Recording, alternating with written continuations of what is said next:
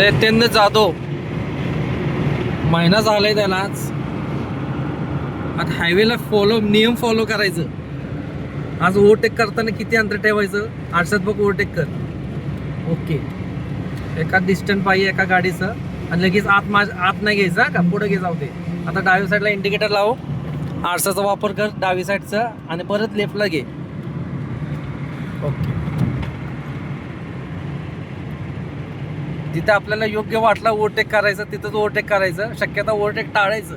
हां, आपल्याला योग्य वाटलं, हां बाबा रहदारी नाही ना, आहे का नाही, त्या टाईमला ओव्हरटेक करायचं. जिथे नियम आहे तिथं आरशात आधीमध्ये लक्ष, स्पीड किती जास्त आहे का नाही.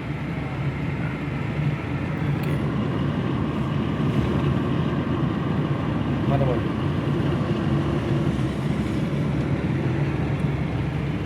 कुठं बाहेर जाताना चार्जिंग चाकीला सामान हवं पाहिजे. काय कमी जास्त असं टायर फुटतं, गॅटर येणं है ना, बरंच काय काय भानगड आहे.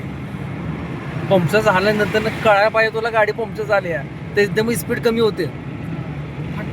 हां, पुढचा चाकचा पंक्चर झालं तर वायबल होतं स्टेरिंग.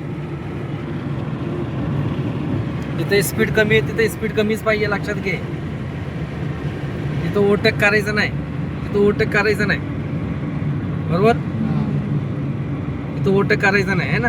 आता कमी करायचं steering, gate control. Okay okay, काम चालू आहे व्यवस्थित.